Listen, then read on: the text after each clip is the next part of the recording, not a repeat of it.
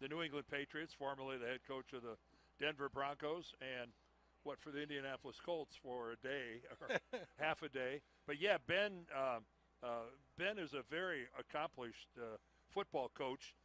He was here last year as kind of a quality assistant kind of guy, but now he's been elevated to the quarterback coach, and it's really I'm really proud of him in the regard that he comes from a good football pedigree, and I think he's going to be a big plus. Well, Dan, I'll tell you this: we talked to him recently, and there's no place that Ben McDaniel would rather be.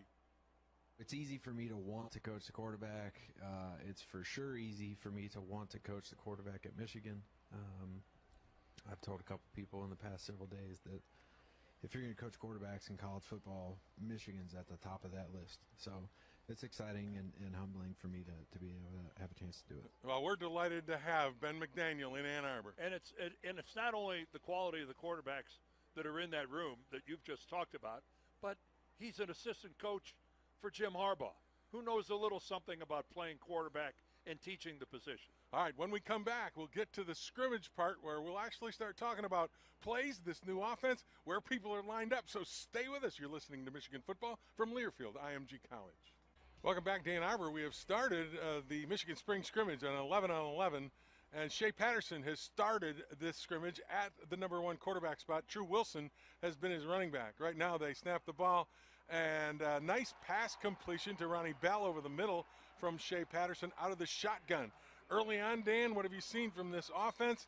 Has it looked a little more up-tempo to you in the early going? Well, the first 3 or 4 plays they ran, they snapped the ball with between 20 and 25 seconds left on the 40-second play clock. So that last year, Michigan rarely snapped the ball outside of the 10-second mark. It just took that long to huddle and get up to the line. And I think we all can think back to times when they were really struggling to get the snap off before they incurred a penalty. You know, how many times did we get a delay of game penalty because we didn't get it off in time? I don't think that's going to be an issue this year. The O-line, all the players look to the sidelines. They're holding up cards, different colored, this and that. So it's all brand new. Shotgun for Patterson. 2 receivers split left. They bring Ronnie Bell in motion. And back to throw Patterson. Throws over the middle, crossing route. This is St. Ristel.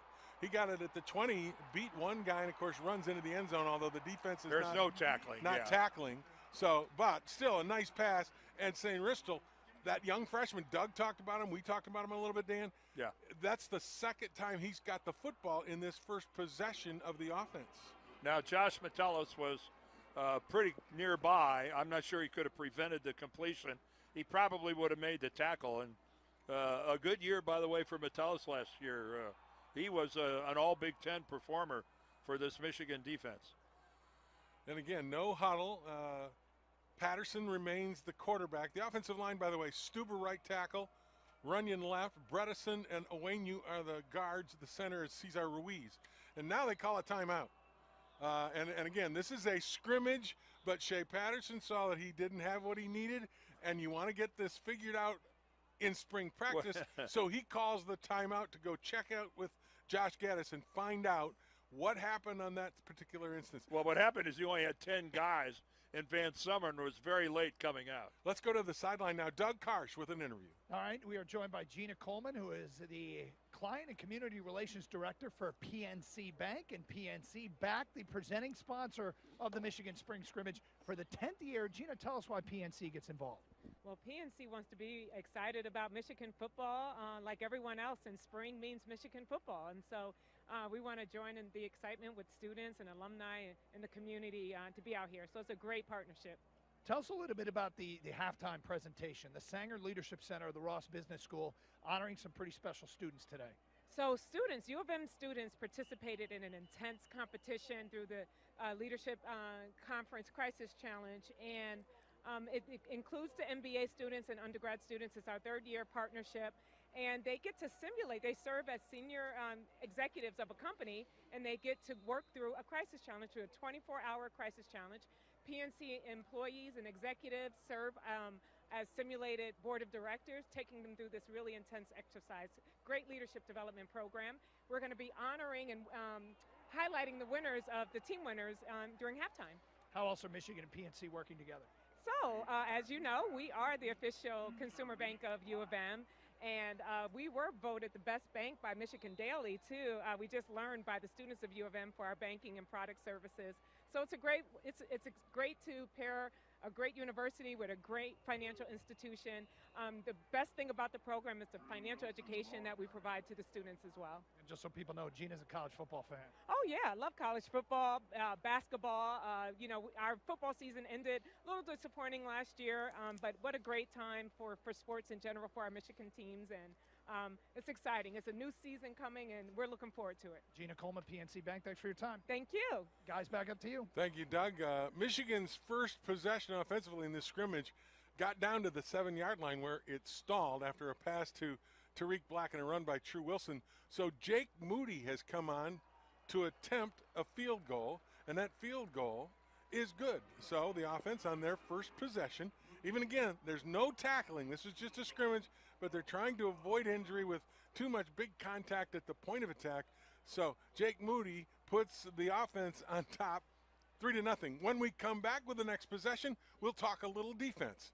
You're listening to Michigan Football from Learfield IMG College. Back in Ann Arbor now, the second-team offense is in there, and it's Dylan McCaffrey taking over at quarterback for Shea Patterson. Second offensive line is in there. But, Dan, let's talk defense.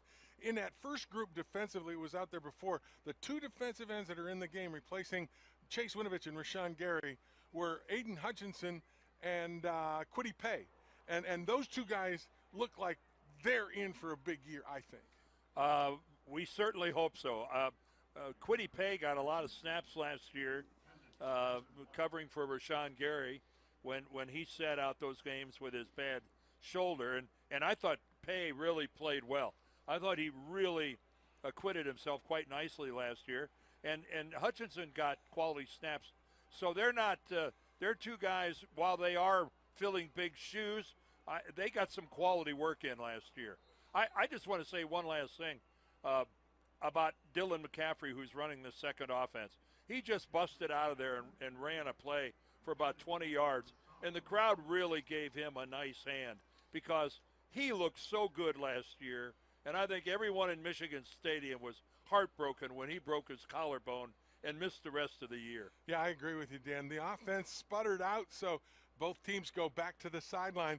Let's go down on the sideline, talk to John Jansen about defense. And interesting thing, in that possession, we saw Ben Mason in there playing defensive line on that last set defensively for the Wolverines, John. Yeah, I talked to Ben a couple of weeks ago, had him on the podcast, and the only thing he really wanted to know was how many times can I get on the field? If I asked him, where would you not play? He said, I don't care where it is. It could be defensive tackle, linebacker, fullback, running back, tight end. Doesn't matter as long as I get a chance to be on the field. And that's what Coach Harbaugh said in his first press conference. We got to find a way. Instead of getting him 30 snaps a game, he needs to be out there 60, 70 snaps, whether it's offense or defense. And I want to make one more point about the defense.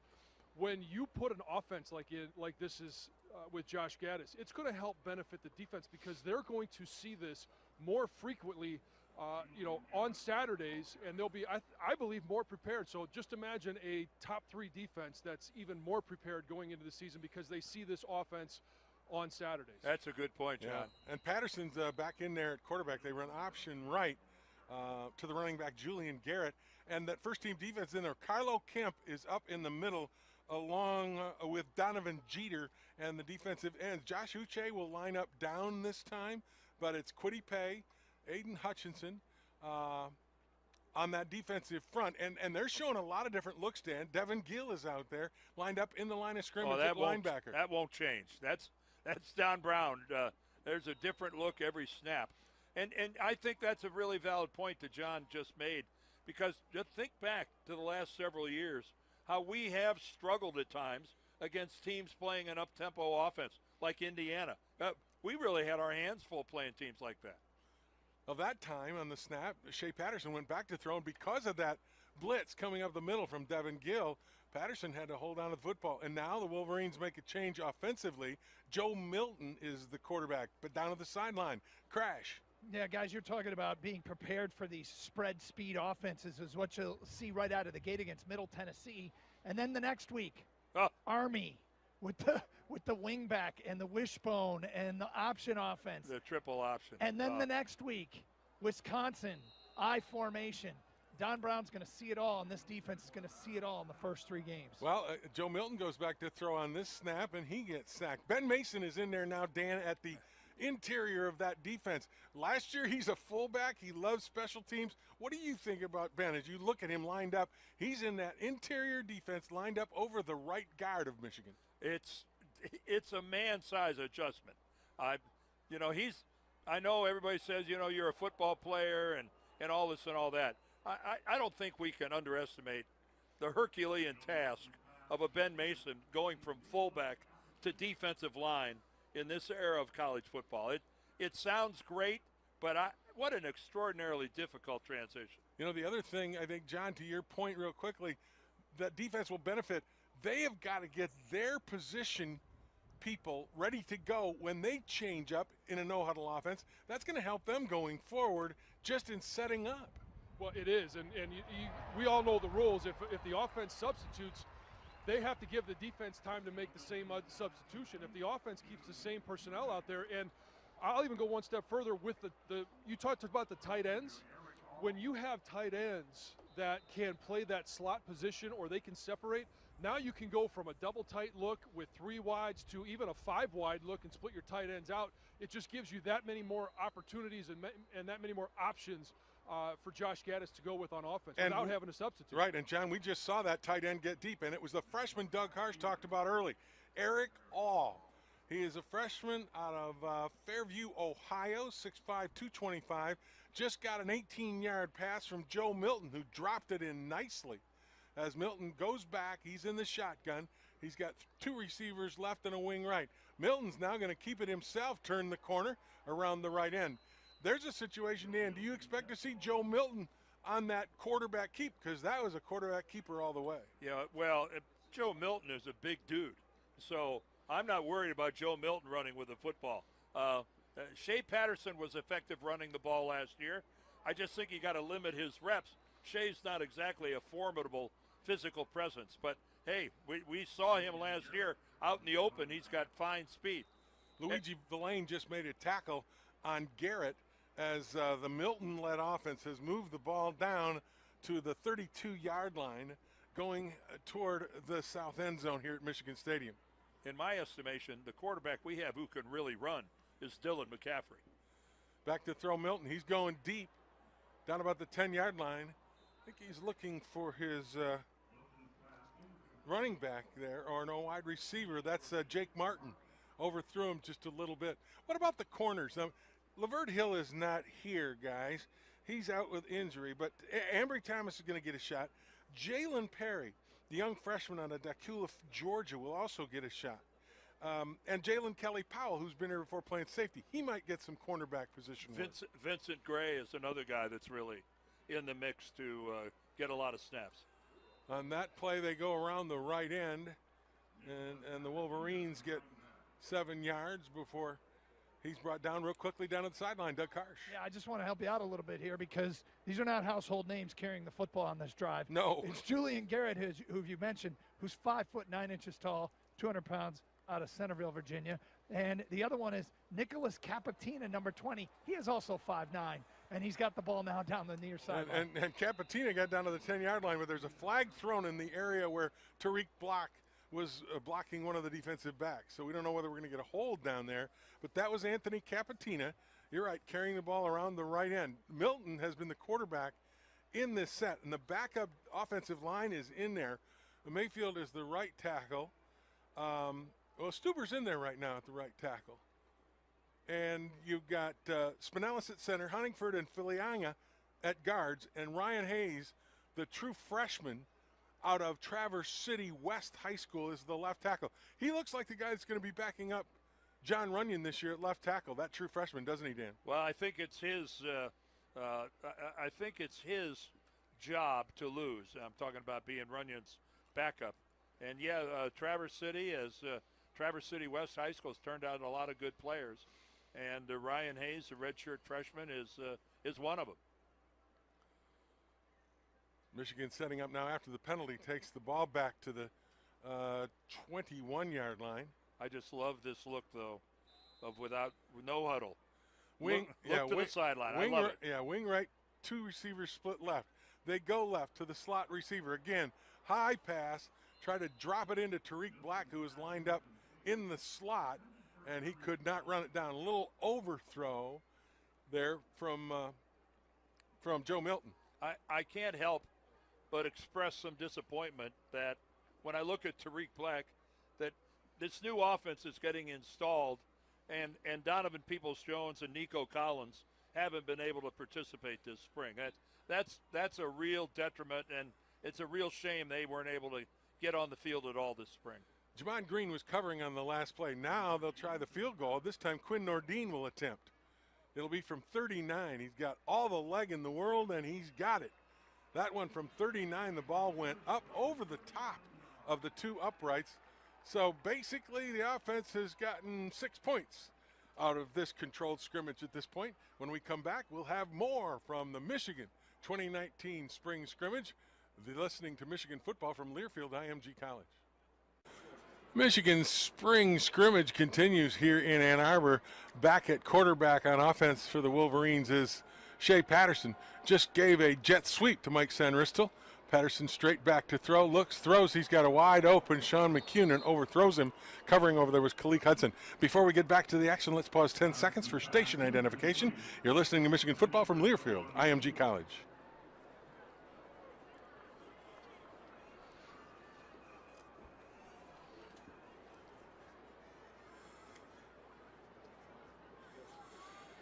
And the Wolverines on that incomplete pass get the offense back over to the sideline, and coming out now to quarterback the offense is Dylan McCaffrey. Earlier, Dan, we saw a youngster out of Clayton, Ohio named Gabe Newberg, number 99, make a play. He's another freshman Jim Harbaugh really likes and could get some time in that defensive front. Well, it's a wide open, Michael Dwumfor isn't participating this spring, so it is a wide open deal over there on the defensive line side of things. New coach and Sean Newham with Greg Madison having vacated the premises to go to that great unnamed place to the south. That great unnamed place south of 75. Yeah. Dylan McCaffrey now on a read option goes around the right end and finds good room again. He can motor. The other guy that's in there on defense, again, another freshman to talk about. Let's go down to John Jansen and talk about youngster by the name of Mezzie Smith out of East Kentwood High School in Grand Rapids. They like him on the interior too, don't they, John? They do, and when you hear Coach talk about these young guys, you hear it more this year than you have before, and these guys are coming in. When we talk about Sanristil, one of the things that he does so well is that he just has a good feel for the offense of how to get open, run the routes. Mazzie Smith is one of those kids where he just has a good knack inside of, and the way he plays, the way it's more of a feel of the game, and they seem to be further along than the classes that we've seen in the past. And I tell you what, Mazzie Smith walked in the first time I met him. He's, 6'3", 303 pounds, and I'm telling you what, he is rock solid. You don't necessarily see freshmen like that come in, and he is, I think we're going to be talking about those two guys quite a bit in the next few years. Well, another opening was created when Aubrey Solomon decided that he was going to transfer out of the program. So, Solomon's gone, Winovich is gone, Gary is gone, Dwumfor's hurt. Opportunities are there to be taken for the guys that want to take them. Mazzie Smith now lined up on the nose here on this defensive set. Quarterback is Dylan McCaffrey. He goes straight back to throw. Trying to buy time, looking to left, throws and overthrows his intended receiver, the tight end Mustafa Muhammad, and that ball was nearly intercepted. Down on the sideline, crash. Yeah, guys, a lot of overthrows here in the early going for the quarterbacks, but I want to ask all of you a question. Everybody's excited about Josh Gaddis, that offensive coordinator, and understandably so, but when you talk about installing a new system, there's always growing pains. How many games or seasons does it take before an offense is fully installed and the players are comfortable with it? Well, yeah, it's a good question, Doug, but the plays, a lot of the plays are still the same. Yeah, they are. It's the way that the terminology is being delivered to the player and the speed at which they're then being asked to execute it has changed. But football is still football. I don't think it's going to be a painstaking or a very painful exercise, to tell you the truth. I think the players are in the midst of really embracing it wholeheartedly. If there's one thing I've seen a lot more of is his quarterback runs out of the option look. Yep. And we just saw Dylan McCaffrey pull one of those off to the left sideline, got inside the 20. The previous snap, McCaffrey, I mean, he unloaded a laser into Jake Martin for a good gain on a pass over the middle. And now the offense sets up again. Very up-tempo look here by this Michigan offense as McCaffrey's in the shotgun, and he gives it to the big back, Van Sumeren. And Van Sumeren, a 236-pounder, a sophomore out of Essexville, gets over the 20 down to the 15, and it'll be a 3rd and 1 now as this scrimmage is keeping track of the down and distance. And McCaffrey stays in there at quarterback, and Michigan has on defense Uche at one end. At the other end, it looks like Welsoff is over there.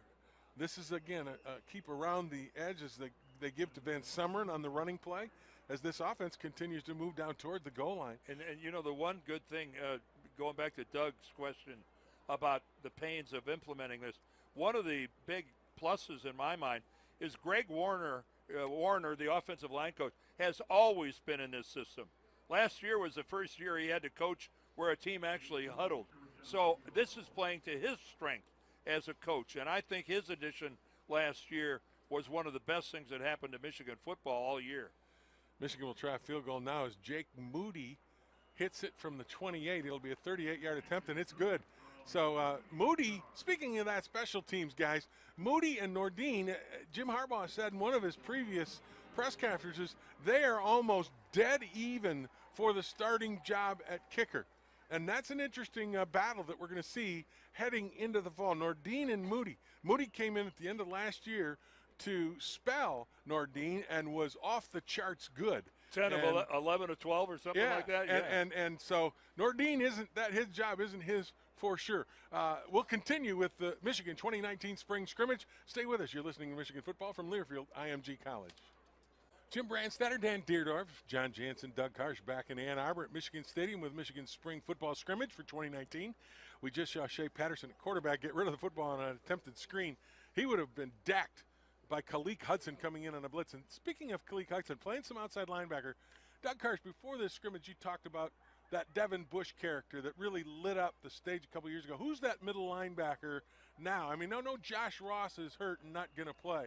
But who's the guy right now that is taking over that inside position? Well, I'm not seeing the next Devin Bush just yet. Jordan Anthony out there right now for the Michigan defense. Cameron Groen has run a little bit in that spot. Devin Gill. I mean, it's probably going to have to be picked up by somebody other than the guy that's going to be playing for number 10. I'll tell you who I think is due for a big bounce back year. He lived in the opponent's backfield 2 years ago, and not quite as much last year as Kalik Hudson, number 7. I agree. That was – I think he would tell you he was probably a little bit disappointed the way things went last year, but we know he's got the ability because 2 years ago he was unblockable. Yep. He was all over the field. So, well, he might be the guy that has to pick it up, but I'll continue to watch those middle linebackers. But let's just say that the heir apparent has yet to be decided here today.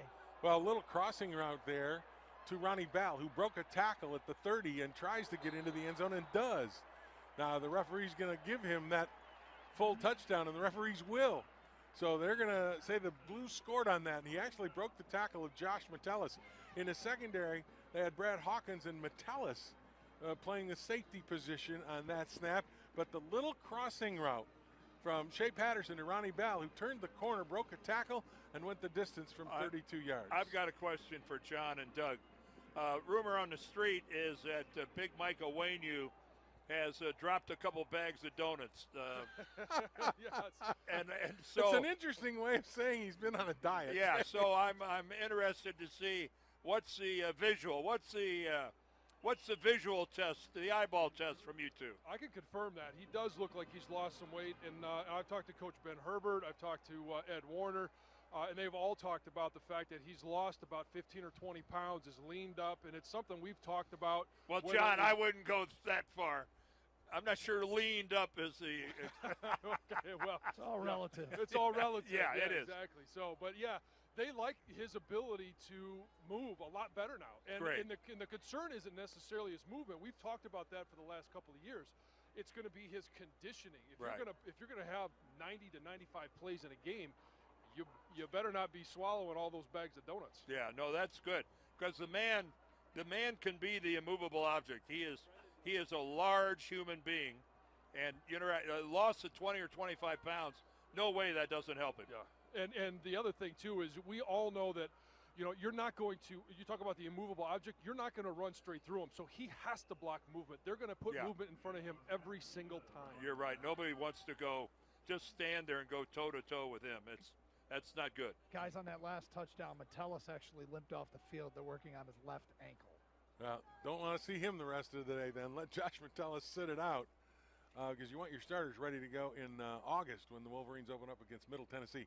Meanwhile, offensively, Joe Milton is at the helm of this offensive series, and they're at the 45-yard line of the defense. And they give to Capatina on a little running play. And there the ball was loose. I think Capatina coughed it up. And if he did, they're looking at it. Sure enough, the defense got that fumble. Ben Mason was right there along with Villain and Taylor Upshaw. And all those names are names that you'll hear play for this defense this year. And right now that they will, Jim Harbaugh as the commissioner of this game, will move the ball down to the 25-yard line. Well, I think Tyler Cochran, the safety for Michigan, put his helmet right on the football, and out it came. And the defense got it, but Jim Harbaugh says we'll move the ball to the 25. We'll give it to the offense there, and they will start heading toward the end zone from 25 yards out. In the meantime, Crash has got some news from down on the sideline. Yeah, they're continuing to work on the ankle of Josh Metellus. And indeed, it was Tyler Cochran who made Brad proud, right? Yeah, he put it, that was textbook. He put his helmet right on the football, and out it squirted. And the first team offense now comes out with Shea Patterson as the quarterback. Again, that first team offense, Runyon, Bredesen, Ruiz, Owenu, and Stuber are across the front line. No tight ends in this set. Two receivers split wide right. Tariq Black in motion from the wide right. Back to throw Patterson, looking, throws. Got a receiver in the end zone, overthrows Tariq Black, covered over there by Ambry Thomas. Well covered. Yeah, that was a good overthrow by Patterson in the sense that if he'd have tried to force that in there, that would have run the risk of being intercepted. One of the things they haven't shown yet is the running play, and John talked about this earlier, where they have Cesar Ruiz getting out in front and leading it. It is such a luxury when you have a center that is agile enough and a good enough athlete to be able to snap the ball, then pull and get out on the edge. But we've got one in Ruiz, and I bet you they use it a lot this fall. They're not showing it today, but we've got that rare talent at the center position who's a good enough athlete to get out on the edge. Shea Patterson on that play, options left, and pitches to True Wilson, who is actually stopped behind the line of scrimmage by Quiddy Pay. Down on the sideline, John Jansen. Well, Dan, not only is he quick enough and fleet of foot enough to get out on the edge, but when you get out there, offensive linemen are no longer allowed to cut when they're 5 yards down past the line of scrimmage. So you've got to be an athlete that can, dance with the dancers out there. Yeah, you're right. You're right. And a lot of guys can get there, and they don't know what to do when they get there. They're not athletic enough to keep their feet, to not grab and tackle the guy. You're right. Ruiz has a chance to be special. I think he's all Big Ten this year for sure, and he's got All-American potential. On a 3rd and 10 play, Patterson hits McCune down inside the 5 to the 3-yard line, and they called it a complete pass. And Michigan snapped it right away. They gave to Wilson, and he gets nothing in there as Aiden Hutchinson on defense comes in to stop that play. I think True Wilson will be ready for a break after spring football. Yeah, I think so. Julian Garrett now is the running back. And there's Michigan going back to a Harbaugh look. A 2 tight end, heavy wing set with 1 setback. And they give it up the middle to Garrett. Garrett gets to the 1-yard line before he's stopped. quickly down to the sideline, crash. Yeah, after that McCune catch where he dropped it going out of bounds, Jim, you said they hustled up to the line of scrimmage. You think they were doing that so the play wouldn't be reviewed? It wouldn't. It makes sense to me. You want to practice like you're going to play. Kind of do. Yeah. Absolutely. Yes. Yeah. Somebody will call targeting. You're looking at 3rd and 1 now. Again, double tight end, wing right. The wing is in motion. That's Eubanks. And they give it, and they're not going to go anywhere. And that offense could not get it in from the end zone with that heavy set. Hutchinson was in there again. Just one of those things where, Dan, I think that's what you look at when you're on the goal line. You know, we talk about Josh Gaddis and the offense, and they're going to have no huddle. They're going to spread it out a little bit. But we just saw goal line there, and we saw what we saw a year ago. Well, I'll guarantee you one thing. Talking to Josh Gaddis is number 42, and he's going, I know what to do here. Give me the ball. I'll get in the end zone. Mason had 7 rushing touchdowns last year. If he's not a part of the goal line package, he's going to be pretty upset this year. And I wouldn't blame him for being upset. Yeah. And he's too good a big back to not use on your goal line situation. Meanwhile, Moody hits a 22-yard field goal. There's only 1 touchdown scored by the offense in this controlled scrimmage, and it was scored by Ronnie Bell. Right now, we're going to pause for a break. As we come back, more of the Michigan 2019 Spring Scrimmage is coming your way. You're listening to Michigan football from Learfield, IMG College. In Ann Arbor, Van Sumeren gets the ball from the 25 and gets it a couple of yards to the 23. On the previous play when you were away at break, Joe Milton threw a poor pass over the middle, intercepted by Michael Barrett. Now, Barrett's a guy you might want to take notice of. He's a sophomore out of Valdosta.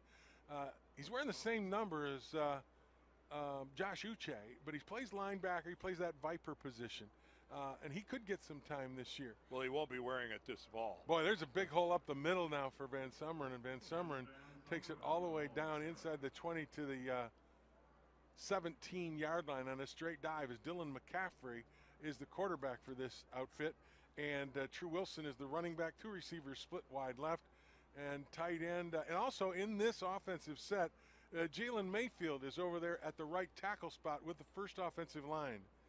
So they're changing up a little bit. Earlier in the season, early in the game, we talked about Mayfield and Stuber both getting an opportunity to play up over there at right tackle, and they're showing it right now. This time they give it to True Wilson. He tries up the middle. Devin Gill makes the stop. John Jansen and Dan Deerdorf, you comment on the fact that we talked about this offense and how new it is. This is spring football. Jim Harbaugh is not going to show all of the tricks that this offense has to give with Josh Gaddis today, is he? Oh, no, absolutely not. And I've never seen a spring practice where the defense wasn't way ahead of the offense. It's the same thing at the start of fall camp on every football team I've ever been a part of.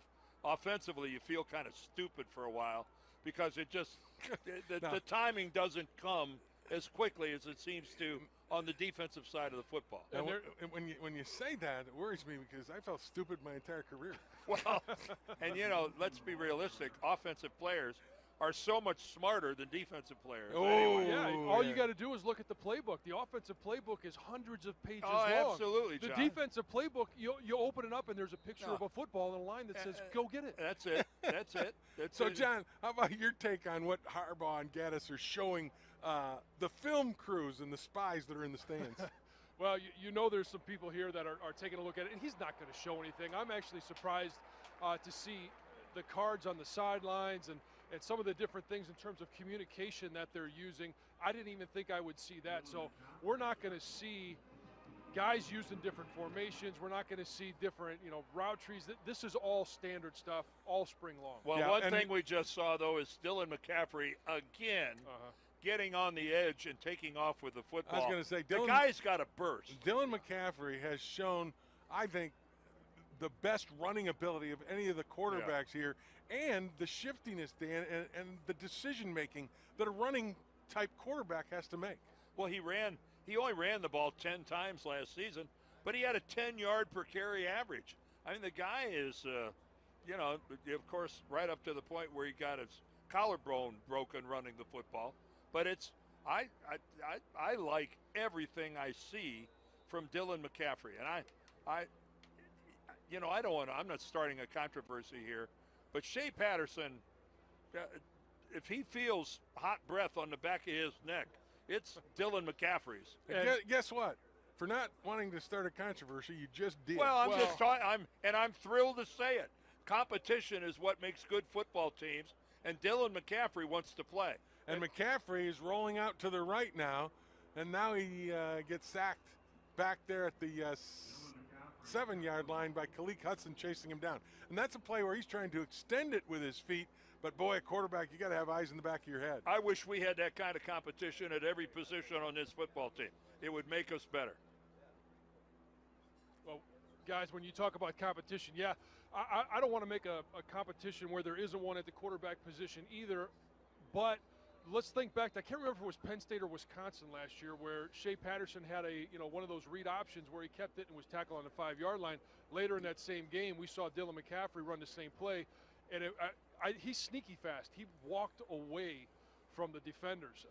And when you talk about competition as well, the right tackle competition right now is neck and neck, and both of those guys have a little bit of a different skill set. Jalen Mayfield is a little bit more athletic, so I think he's going to have the advantage when it comes to pass protection, whereas Andrew Stuber, he's a bigger guy. He's better at run blocking. He's going to have the advantage when it comes to that. So it'll be interesting to see how it all plays out. Oh, we got 3 guys like Peoples-Jones, Black, and Collins. You think those guys aren't competitive? You think that they're not competing amongst each other to see who's going to be the lead dog on that sled team? You better believe they are. That's what makes football good. From the 7-yard line, Milton back to quarterback, drops back, throws a little crossing route, and there's Ronnie Bell again. He catches it at the 1 and ducks into the end zone. And offensively, he's the only guy to have scored touchdowns today. The other guys to get points have been Jake Moody and Quinn Nordine. Let's go down to the Doug Karsh. Oh, yeah, this is, what do they call this, guys? Thud? You're not real tackling? They call it not thud. Real tackling. Well, Jamarick Woods just laid a real football hit on Ronnie Bell as he crossed the goal line there. So you can't always thud. I'll tell you one player who stood out to me here watching at a field level, and it really showed on that last goal line stand, is Aiden Hutchinson. Yep. He looks the part. He filled Doug, the hole. He's gotten bigger, too. Yes. I mean, you talk about just a guy who looks different. He's one of them that just looks different. And, he's not built like his dad. Remember, his dad was small and quick. This guy's a monster, and he really filled the hole nicely on those 2 plays on the goal line. And I've heard the nickname bounced around, Hutch Puppy. I don't know if we're gonna roll with that. Nordine adds the extra point to that touchdown by Ronnie Bell. And I'll say this, Doug. Hutchinson last year looked like a little bit more than a high school senior. This year, when I've seen him in the spring, he looks like a man playing defensive end. He's going to be a big-time player for this Wolverine team. Don't go away. When we come back, more of the 2019 Michigan Spring Scrimmage. You're listening to Michigan Football from Learfield IMG College. Back in Ann Arbor at Michigan's 2019 Spring Scrimmage, Joe Milton at quarterback gives the ball to his big running back, Van Sumeren, and they get down to the 11-yard line. Previous play, Jake Martin made a catch over the middle from Milton. As this Wolverine offensive possession, they're driving. They go split one man right. Van Sumeren remains the running back. They go option right. They pitch it to Van Sumeren. He is down to the 10-yard line. He's brought down over there. Or, again, that thud thing over there from Josh Uche. I'm pleasantly surprised. I think Michigan is running more plays with their number 1 and number 2 teams than I was led to believe that they were going to run, Jim. This has been an extended period, and I'm quite happy about that. Yeah, well, we're getting a look at a lot of the guys that are going to be playing next fall. Tariq Black, for instance, is in there at a wing left. And the Wolverines are thin at receiver because of injuries. Peoples-Jones, Shanley, McCurry, and Collins are all out. Milton now back to get the pass, throws in the flat to Tariq Black. Tariq Black, whoa, makes a nice move and shakes Jamon Green out of his boots and goes into the end zone. So 3 wide receivers score touchdowns so far in this scrimmage. 2 by Ronnie Bell, and that one right there from Joe Milton to Tariq Black. Dan, good to see Tariq Black making plays. Well, that was a wonderful jump cut back to the inside, and in football terminology, he broke Green's ankles. That's when you make a defender fall to the ground like that with a quick juke. Good move. Good down at the sideline, John Jansen. Well, that is exactly what I was going to say, Dan. When you watch him make that move, he's missed the last 2 seasons because he broke a foot on both sides. Both feet, yeah. And he now has the confidence in his feet to make that cut and make that move. Because you're throwing every ounce of your body weight and all that force and inertia onto your foot when you plant to make that cut.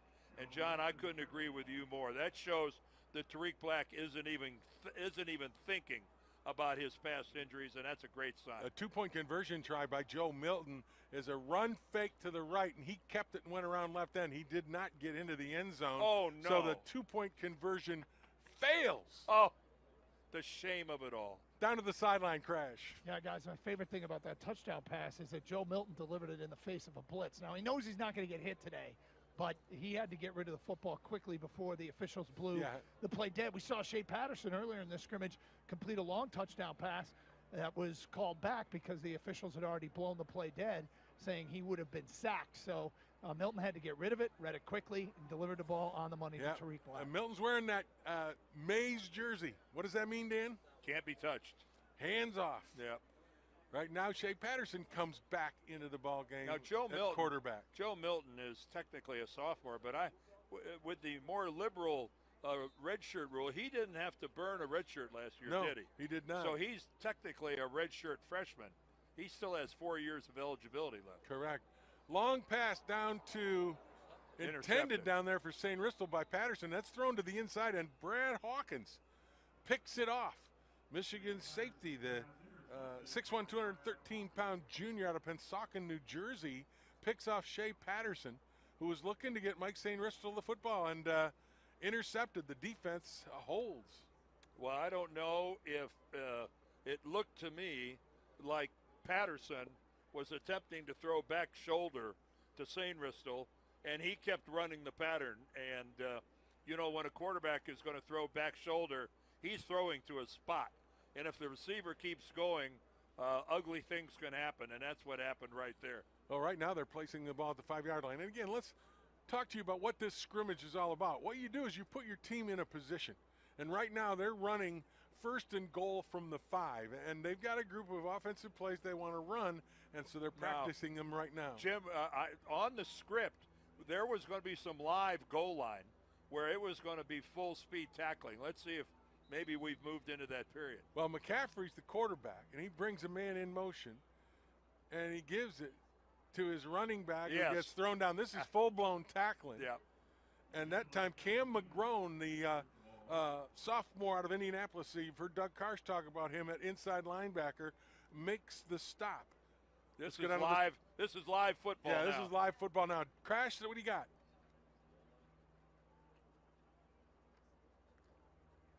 That's the most informative he's been in quite a while. Sorry, Doug just handed me his microphone. Doug's going to go up and get some interviews here in just a minute. Okay. Oh, okay. That reminded me of the Tommy Smothers thing. Is that you take it, and he said, I don't want it. No, I'm looking right down the line of scrimmage to see what type of movement we get either way. Well, there's a first time we've seen a snap right under center, and that was terrible. I got to tell you, no, it looked like they did not know what they were doing. First time Dylan McCaffrey lined up under center. Dan, did that look like they knew what they were doing? No, that didn't. But, John, I got to ask a question. Did that official just push you out of the way? Well, he lightly tapped me on my belly. He rooted you.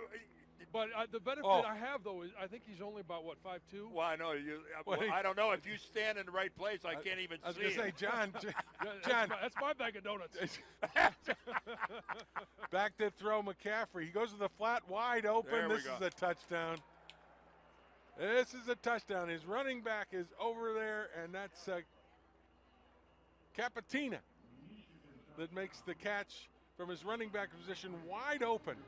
And that will do it, I think, for the quote-unquote scrimmage live goal line part as both offense and defense head out to the 25-yard line where Jim Harbaugh is standing by. I think the schedule calls for him to send a lot of the first and second unit guys into the locker room to get their showers and maybe sign some, I don't know what all they're going to do, but practice will continue. I think, for everybody else. Yeah, practice will continue for everybody else. Meanwhile, these first and second unit players will go up into the tunnel. And stay with us through this broadcast because Doug Karsh, as John Jansen indicated, is heading up into the tunnel where he'll get some live interviews. I hope that. And shed light and bring that wisdom to as many players as I can. Well, you mentioned the younger guys. Has anybody, either that you've gone against on the offensive line or a player that you're tutoring at your position, anybody caught your eye? The play of Donovan Jeter has just been phenomenal. Mozzie Smith, David Ojabo, Gabe, Luigi, all those D linemen right now. I name those guys just because I've been with them a lot, and I see them progress every single day. They're getting better every single day. Those guys are young. They want to play, and especially Donovan Jeter. He's been such a phenomenal player, especially this spring. Talk a little bit about Sean Nua, your position coach, your new position coach, what he's bringing to the table, how he's different from that guy that left. You know, he's a great coach, and he is fun to play for. He's from the islands, and he reminds us that he's from the islands. He's got that draw, and we get to connect to him on a little bit different just because he's a younger coach, and he brings that energy. You know, you look over to the sideline, and when you see him, he's a massive person. He's fired up. If that don't get you fired up, I don't know what's going to. Well, Don Brown can, that's for sure, can he? Oh, that's for sure. When you see Don Brown going crazy, you see Coach Nua going crazy, and they are blending together. You look to that sideline, you're like, come on, bring another blitz, bring another play, line it back up. Let's keep this going. Let's talk a little bit about the guys on the ends. Chase Winovich, Rashawn Gary are gone. Anybody thinking, well, we're going to be okay because we have this guy, that guy stepping up? Number one guy comes to my head, Aiden Hutchinson. Got to play a whole lot last year, which was phenomenal for him because he had that capability to do that coming in as a freshman. Now, his second year, it's his go time. He's playing phenomenal this spring. He's hard to block. He's, 6'6". He's massive. He's quick. He's fast. He just brings it all. And then we got Kwity Paye, who has been playing for 2 years, who his freshman year played phenomenally. Sophomore year had a much bigger role. And now this year, you're going to have the play of Aiden Hutchinson, Kwity Paye, guys that play the run, and then when it's time to get the quarterback, they get the quarterback. That's frightening to me, especially if I was a tackle. Final thing for you, you guys face a lot of no-huddle offenses. Now your offense is starting to do that. Can you sense that you'll be more prepared this year for when other teams go that direction? Well, it's definitely going to be able to be a lot more benefiting to us just because last year, the previous year, we faced a lot of teams that do that, the clap offense, the no-huddle offense. And being able to practice against that every day in spring, every day in fall, every day when it's, time when our schedule hits, that's just going to be beneficial, not just for us, but for them as well, because they're going to see how defenses react to that no-huddle offense, just as we react to that no-huddle offense as well. All right, thank you for your time. Good luck. Thank you so much. All right, Carlo Kemp down in the locker room. Guys, I'm just going to say it. I'm going to say it. I think this guy's going to be a captain someday. Tell Carlo again. I think he ought to go into broadcasting. I tell you, that guy should be delivering the evening news. Absolutely, that guy's a well-spoken young man. Dan Deerdorf basically said that you can take his job someday up in the booth. Isn't that what you said, Dan? Yeah, he can have it. No, I'm not ready for that. You do a phenomenal job. No. You're ready. You ought to go into broadcasting. Okay. Carlo, the check is not going to bounce. Okay. They love the way you talk, man. Yeah. Thank you. Love being here. Thanks for having me. That's Carlo Kemp. Thanks, Doug, very much. He's been everything anybody expected to. A kid came in, really didn't have a position to play, and just played himself into a starting defensive lineman, and has blossomed into one of the better players on defense that this Michigan defense has. Right now, down on the field here at this Michigan spring scrimmage for 2019, the quarterbacks, Brandon Peters, Max Whitwer, and Cade McNamara are all taking snaps. They're throwing passes, warming up against air. When we come back, we'll have more from the 2019 Michigan Spring Scrimmage. This is a Michigan football on Learfield IMG Sports. Michigan Stadium with Michigan's 2019 Spring Scrimmage.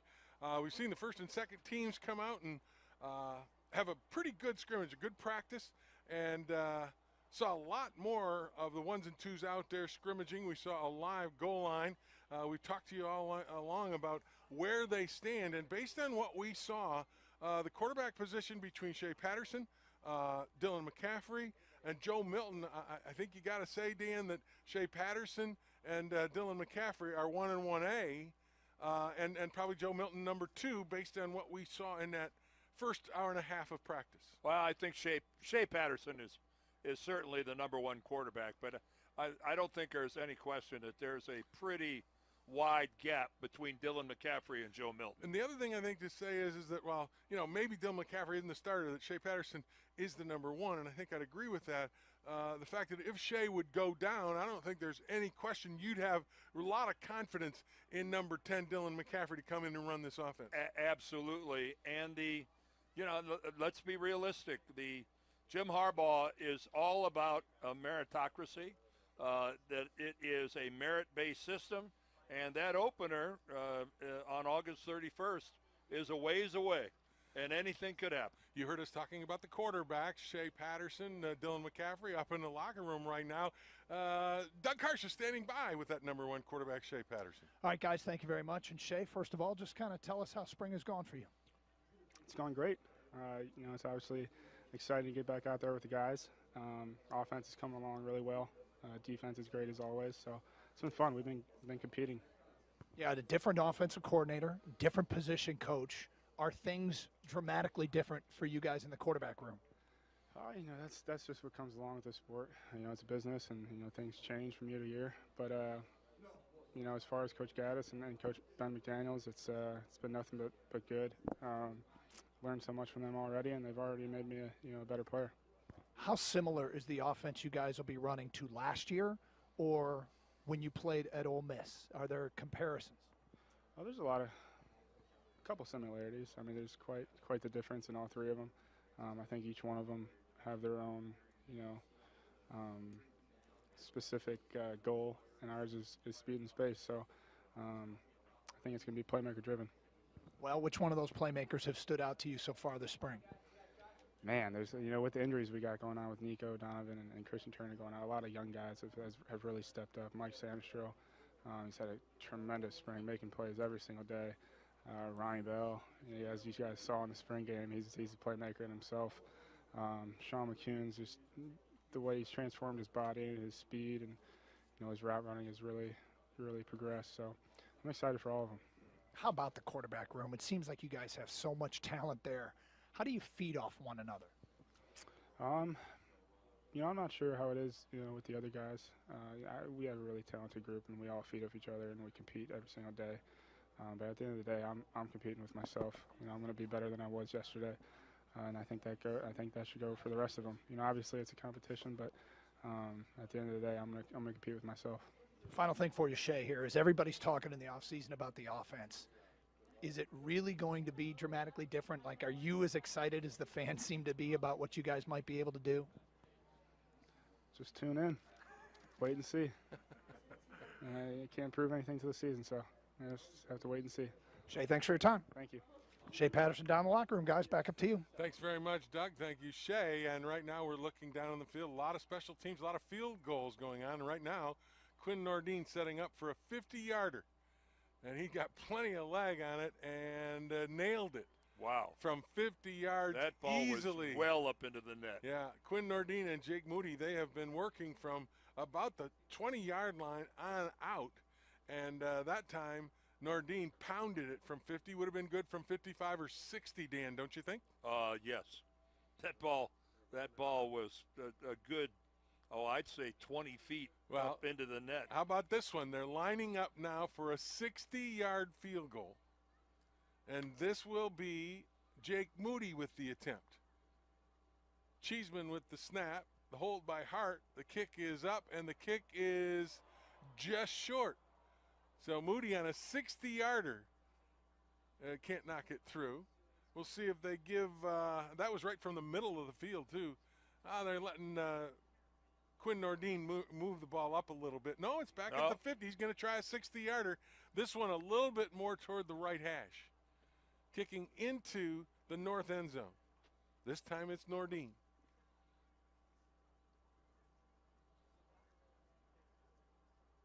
Snaps good, holds good. Kick is up.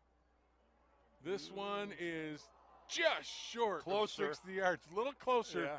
But Nordine and Moody from 60 both missed, but both had it on line. Just did not have enough juice. Before we talk more, let's pause 10 seconds for station identification. You're listening to Michigan Football from Learfield, IMG College. In Ann Arbor, as the rest of the Michigan players, after we saw the field goal competition between Jake Moody and Quinn Nordine, they're going to start a little action with the players who are a little deeper on the roster. Youngsters who are going to get an opportunity. We'll come back and talk a little bit about that. But first, let's head up into the locker room to a guy who got a lot of love today from the defensive line. As a freshman, he played beautifully, and looks like he's going to have a big year if he stays healthy. Doug Karsh is standing by with Aiden Hutchinson. All right, guys, thank you very much. I just want to let you know that Aiden sat down and he pulled his cell phone out of the band of his pants. You didn't play in the game today with your cell phone there, did you? I did not. Yeah. I just, it's been in there for a while. I decided I'd take it out, clear my pants. Well, thanks, Aiden. That's really. All right, let's talk a little bit about your play today. On the goal line, you make 2 plays to stuff the offense inside the 5-yard line. Take us through that sequence. Yeah, usually when you're on the goal line, you're thinking it's most likely going to go inside. So, I just played the inside pretty heavy. I played that tight end, and I made a play. I was talking to Carlo Kemp a little bit earlier, and I asked him, last year when he looked to his left and he looked to his right, he saw Chase Winovich and Rashawn Gary. I said, what do you see now, and how confident are you in those guys? And he said, well, the guy that stands out is Aiden Hutchinson. What do you think you have done to make an impression? I took my experience I got last year. I applied it to this year, and I just kept building on it. I was working really hard in the offseason to improve my strength, my speed, and I think it's starting to show a little bit on the field, and, I'm pretty happy about that. Tell us a little bit about what Don Brown and Sean Newer, your position coach, what do they emphasize to you to take you to that next level?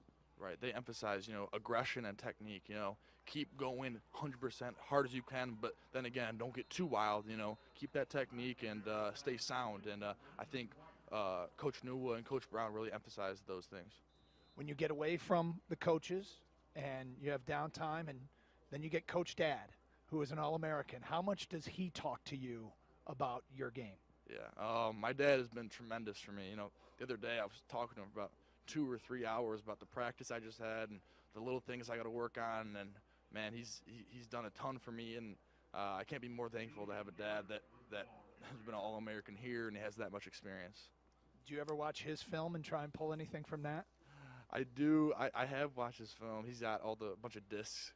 Back when I lived at home, he's got all the discs from the old games. So sometimes I put one in the DVD player and I watch the game, and it's pretty amusing. It's pretty amusing to see him out there. What's funny about it? It's just because I see a lot of myself in him, and us wearing the same number. It's like it's weird. It's weird. It's weird having that dynamic. Is there a dad move, one that you could apply during games? You go, that's how Dad used to do it. I don't really know, but he always tells me his little things that he does, and I try to apply that. Like, there's little technique things that really took him to the next level, and I'm trying to apply that to my game. So, yeah. Before we let you go, on the offensive line, there's a battle at the right tackle position. I don't know how often you go up against those guys, but do you get a sense for how that position is going to be this coming season? Yeah, I have no idea who's coming out of that one, the winner. They're going neck and neck every day. I go against both of them so much every single day. Like, I don't even know who has the upper hand.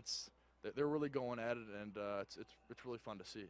All right, Aiden, thank you for your time. Your cell phone's right there. Don't forget it. Oh, I gotcha. All right, Aiden Hutchinson, back to you guys. I'll tell you what, if he thinks it looked old when his dad was playing, I'm glad he doesn't have access to any of ours. Of course, that's on 16-millimeter film. Yeah, they don't have discs of our stuff.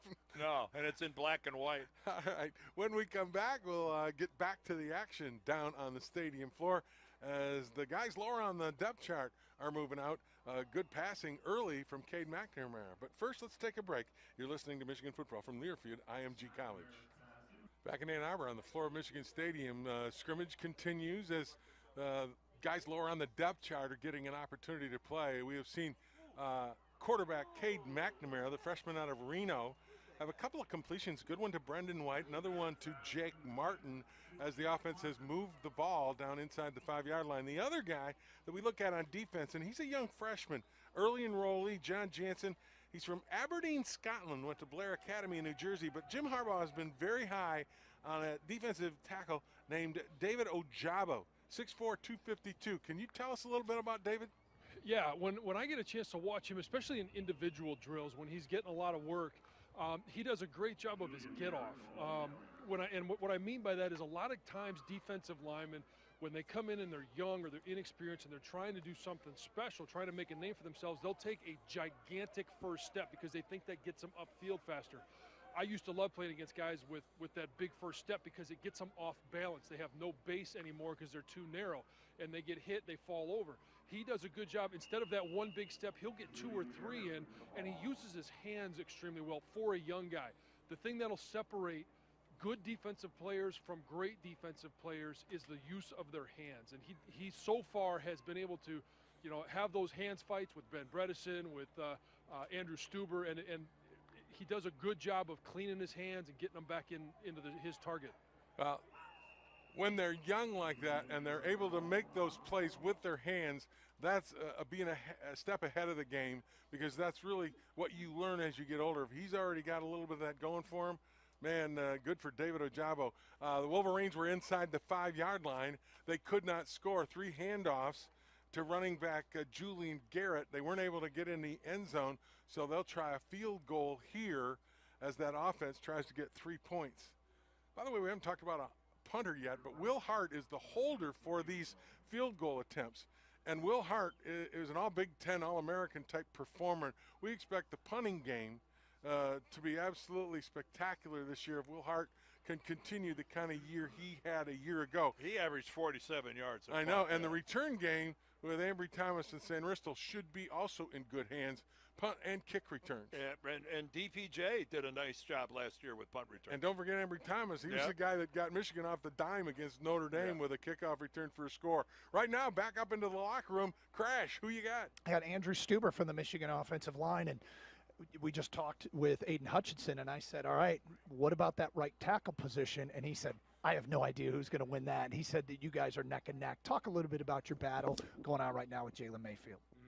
Yeah, the battle's been great, coming into spring. Coach Harbaugh's big on the meritocracy. Competition brings out the best of everyone, of course. So, yeah, it's been great, splitting reps with him, getting better, fighting for the position. I've always, kind of fought for the position here. I came here, I got the offer from my camp when I first got here. So I've always felt like kind of here, it's the battle. And I think that always kind of, breeds the best out of everybody, the battle on the offense. And every day we battle with the defense. So just the constant battling in spring ball is something that I really like, and I don't mind the competition at all. I think it's great for everyone to grow as a whole. So I think that competition will only just help me and Jalen as players. Talk a little bit about your experience last year. Your first significant run came in a big game, second half, Michigan State. Juwan Bushell-Beatty goes down, and you get thrown into the mix. Tell us a little bit about what that was like. Yeah. So home at Michigan State, I was always ready.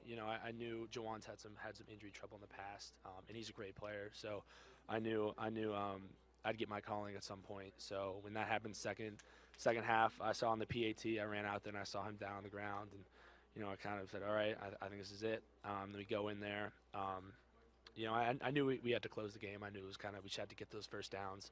So, Coach Warner and all the other coaches have really prepared me for the opportunity. So I was totally confident going in there. I knew the plays. I had the whole line to the left of me, supporting me. So, yeah, I felt great going in there. No regrets going in. And, yeah, we pulled it out in the end. When you say you were confident going in, and your first snap, second snap, third, did it go the way you'd always imagined? Was it quicker? Was it, wait, this game slowed down for me? How would you describe that experience? Yeah, everyone says when the difference between high school and college is the speed of it. But I think, a lot of people are thinking when you get in the game, you have to go as fast as you can. You have to go, off the rails, kind of you have to go. But really, if you just slow it down, the O-line is a position that takes, poise. You have to, play your position, know your role. So I guess my focus going in there was just not to, come off too crazy and just know my position, know my assignment, and do my job, which I think, the whole line, that's its job overall. So going in there, it was everything I expected. I was trying not to focus, too much on the, looking outside, kind of looking at the sideline, looking at the center, looking at the defense, just taking it all in, but definitely not trying to overthink it or come off too fast. All right, talk about the difference in the offense, how it is from an offensive lineman's perspective, because now you have to look at the sideline, make sure you get the right call. Tell us a little bit about the difference between last year and this year. I think this year, with Coach Gass coming in, he's kind of, streamlined the whole offense, the whole operation. But he's very big on, it's not his system. He's not coming in here and implementing his system. It's our system. What worked last year, he'll keep it, and he'll continue to use that. But he'll also bring in what he can add from his coaching background. And so So as an offensive lineman, I think the big thing is kind of tempo. We've reduced the huddle. We're looking on the sidelines, and we've kind of streamlined a lot of things where, one call can make a lot of the same things for everybody. So yeah, as an offensive line, it's playing faster. Honestly, I love it. Like in the line, I've seen the defense. Usually where the defense gets set, especially on Michigan, gets set, and then we're playing kind of off them. But now I feel like it's switched where they're playing off us with a high tempo. So it's been really fun to be a part of it. All right, finally, think back to the way you played today, how you did today, and when Coach Warner sits down with you in the film room, is he going to like what he sees, or are you going to be there going, oh, don't show this play? How do you feel about it? I feel good. I feel really prepared. We've had some great coaches come in, Coach Blaney and Coach Warner. Then we've had Coach Castillo come in, who was with the Bills last year, and he's been great teaching the tackles, sets and fundamentals and everything. So I'm happy with how I played today. I think, I know my calls. I'm confident in it, and yeah, I feel like I played great, and the offense played great as a whole too. I think the whole unit, even the defense, props to defense for just continuing to get us better as a whole. But yeah, I'm confident how I played. I think I played good, and yeah, can't wait to continue it. Andrew Stuber, thanks for your time. Good luck. Yep, thank you. These guys down here, these offensive linemen, have to get used to the fact that I work with nothing but offensive linemen. So in the radio, there's a lot. Just so you know, Andrew, there's a lot of scrutiny of your guys' play. All right, just so you know. Yeah. I'm used to. The big thing is you only get recognized no lineman when you mess up. So we're kind of used to it at this point. Not these guys. Not these guys. And then let's just be fair about this too. The fact that there are 3 offensive linemen on the broadcast crew should say something about our skills. Here we go again. As communicators. What do you think, Dan?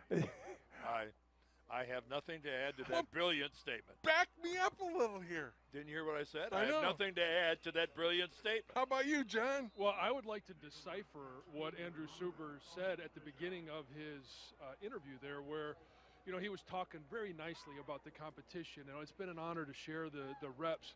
What he was really meaning to say was, I want every rep possible. I want to be the best right tackle that I possibly can be, and this is my position. He just can't say that right And by now. the way, if I see Mayfield walking through the locker room, I'm going to try to trip him. Isn't it nice to have John as an interpreter for offensive line speak? What he meant was, Yes. when he's not looking, I'm going to stick it right between his shoulder blades. What we've had out here on the floor of Michigan Stadium is 3 other quarterbacks take snaps: Cade McNamara, Brandon Peters, and Michael Sessa. Peter Bush has done a very, very nice job as a running back. He's a tight end that they've had to employ as a running back in these series. Up front, we've seen Griffin Corkin, Jess Spate, Andrew Vistardis, and Dan Jokic all getting some reps as offensive linemen. And on defense, we'll come back and talk a little bit about those guys that are out there working the end of this Michigan spring scrimmage. But first, we're going to take a break. You're listening to Michigan Football from Learfield IMG College. Michigan Stadium, as the spring scrimmage for 2019 comes to an end. Our broadcast is coming to an end. To get a little wrap up and kind of a sense of what happened here today and where Michigan is headed as you go into the fall of 2019, let's quickly get on the sideline and our John Jansen. Well, I'm excited about what I see. I see guys coming off the ball. I see the basics of football, but I'll echo what Shea Patterson said. Let's wait and see. Nothing really matters right now until they line up in August, until they line up in September. And I'll even talk about the special teams battle between Quinn Nordine and Jake Moody. Michigan Stadium, as the spring scrimmage for 2019 comes to an end. Our broadcast is coming to an end. To get a little wrap up and kind of a sense of what happened here today and where Michigan is headed as you go into the fall of 2019, let's quickly get on the sideline and our John Jansen. Well, I'm excited about what I see. I see guys coming off the ball. I see the basics of football, but I'll echo what Shea Patterson said. Let's wait and see. Nothing really matters right now until they line up in August, until they line up in September. And I'll even talk about the special teams battle between Quinn Nordine and Jake Moody. How many times last year in pregame did we see 60 and 65-yard kicks nailed, and then during the game we couldn't have it? So I'm more of a wait and see, but I am excited about the offensive line, the 4 guys that are back, the battle at right tackle. I thought the offense was pretty good with the new Josh Gaddis offense. The communication was there, so I do have a lot of great feelings going into 2019. And Dan Deerdorf, NFL Hall of Famer, Michigan All-American, what was your takeaway from this spring scrimmage? It's hard to look at individuals. I did like the way Saint Estrell moves around. I'm just so thankful that I'm watching a Michigan football team evolve. That they and I'm proud of Jim Harbaugh. I'm extremely proud of Jim Harbaugh because a lot of football coaches who've been as successful as he has been with his system, how hard that must be to change. And it takes a real man and a real good football coach to make that change. And one other thing I'd like you to comment on, Dan, is that one of the things you and I both talked about at the end of last year was defensively, we got lit up by Ohio State, man-to-man coverage, and it's hard to tell from this spring scrimmage you can't tell. whether Don Brown has some tricks or going a little more zone or working to avoid that same kind of thing, because you and I both know it's a copycat game. And what Ohio State did, there are coaches that are going to play Michigan are looking at that tape. What do you think Don Brown has to combat that kind of thing? Man coverage works as long as you get pressure on the quarterback. To me, that was the Ohio State game. We were playing man coverage, and we got no coverage. We got no pressure on Haskins. He stood back there. The Ohio State offensive line dominated that game, and they won that game because we couldn't get any pressure, and he picked us apart. But you're right, Don, I have no problem. Don Brown will make the adjustment.